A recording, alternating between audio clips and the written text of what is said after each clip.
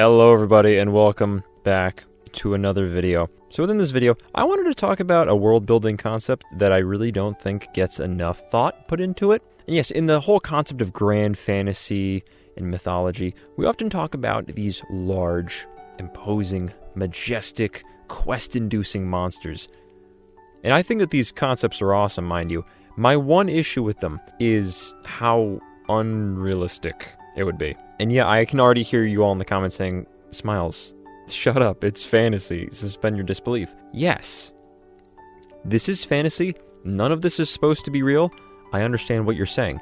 However, me personally, I can still enjoy a good story even if, some of the world building elements don't make as much sense, but I do really think it's interesting when you have so much of the world building revolve around what would normally be considered such an important part of the world. For example, I want to reference How to Train Your Dragon. As you might expect, the entire franchise is literally just dragons. And when you really think about this for more than like 4 minutes, it makes a lot of sense. Birds are typically known as one of the best sort of evolved creatures that we have on the planet. The fact that flight is definitely one of the most sought after evolutionary traits, it makes a lot of different avian species very hard to deal with.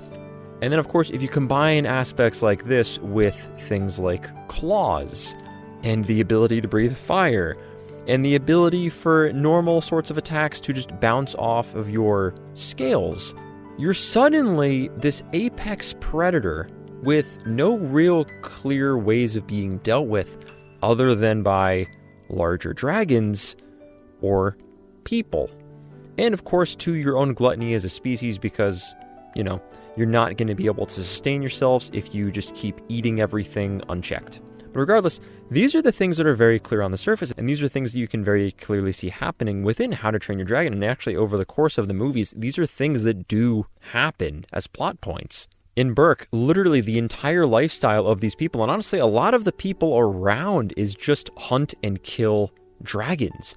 Because these things are the apex predators. They are a threat to the Viking way of life in the movies. Of course, not in the books because those are completely different. And yes, actually, I have read a few of the books. They are very different from the movies. Still worth the read, mind you. But anyways, this is kind of more so what I'm saying, where when you have such an imposing force like this, it makes so much sense that the world building itself is going to revolve around this thing, these sorts of creatures. But also, looking at this picture that I'm creating of essentially this sea monster. If we were to have any kind of actual monsters living today, it would be in the ocean. The reason for this is biology suggests that a creature can only grow as large as the resources and the space needed to accommodate its growth. The ocean is big. There are so many different things around the world that we've seen, we've explored so much within the last 100 years, that it is mind-blowing to the developments of our modern science, and honestly, as our species as a whole. The amount of information we don't know about the ocean, it is baffling how little we actually know about it, and how there could very well just be literally anything down there. But so you take these sorts of creatures, these aquatic creatures that could exist in a mythological setting, and it makes sense that the world wouldn't revolve around them. And that for the sole reason is that they are not technically landlocked, but they are waterlocked. Going back to my previous example of How to Train Your Dragon, these are mythological creatures, or at least by our standard, that can exist in just about every biome. And yeah, that's part of the world building that they establish, but when you take these other sorts of creatures that only exist within one region, it makes sense that they wouldn't be able to do well and essentially dominate the planet. And that is really more so of like what the overall premise of this video is about.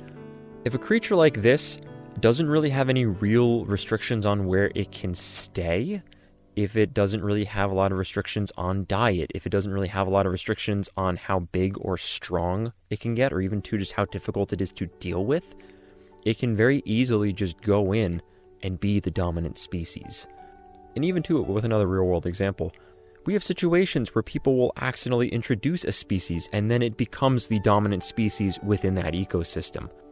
And so now, once again, as I've been drawing from a lot of different examples, world building within things like, for example, looking at the art that I'm creating, Pokemon. This is something that does make a lot more sense, but also not at the same time, depending on what sources you look at. Pokemon would be these creatures that exist everywhere.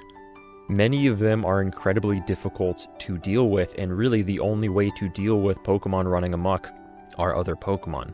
And of course, too, these are creatures that are evolved to work in and operate in different sorts of environments and can progressively get stronger as they grow, literally evolving to take on new dangers, new stimuli, and just be able to adapt themselves.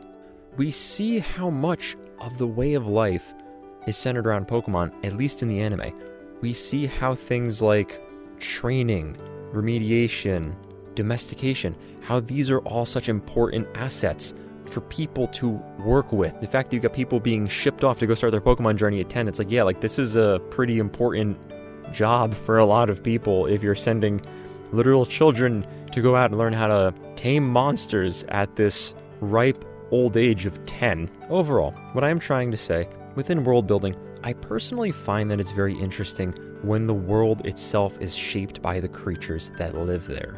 Like, for example, you might have these creatures that just show up and essentially cause havoc wherever they go, and a lot of people would probably freak out because these things are just running around all the time, and it's like, nope, people don't even know they exist. And it's like, how? How could you have a creature that's that big and that imposing not be noticed by all these people? Like, how would a creature like that not affect the world building? If Godzilla rose up out of the ocean tomorrow, people would hear about it yesterday. And yeah, of course, there are different ways you can impact things like world building in order to essentially showcase why these things would be the way that they are and why people wouldn't just commonly know about them. Maybe they would be, government secrets. Maybe it would be something like Men in Black, where everyone has their memory erased of even witnessing the event. Maybe all the records are expunged of creatures like this existing in present day or ever having existed. And it's these little sorts of world building things where it's like, how do you adapt to this facet of your world? If you want to create a story that involves monsters, if you want to create a story that even features having monsters in the world this big, why are they not the main focus? Even too, and with a lot of the lore of dragons, for example, once again, slightly referencing How to Train Your Dragon, but kind of going off in a different direction this time. In a lot of different accounts, dragons are known to just sleep for like hundreds of years. And that is a very similar argument that you could potentially make within your own world building. Where have these creatures been? Why are they just showing up now? How did we not know that these things have been here the entire time? And it could very simply just be boiled down to, yeah, these things just took a power nap for the last 400 years. And we kind of thought that they were a myth. But yeah, we went into a cave, we pissed them off, and now they're here and upset that we disturbed their nap. But anyways, all of my rambling aside, I think it does really add to the world building when you show just how impactful certain things are. And of course, if you have these large, potentially world-ending kaijus just running around, or even just other sorts of things that would naturally be apex predators, it makes sense that you would have them be a larger part in your world. But anyways, that is all the time I have today for this video. If you enjoyed it, then please leave a like, comment, and subscribe for even more content from yours truly. So in the meantime, until I make another video, keep smiling, keep scheming, and I'll see all of you next time.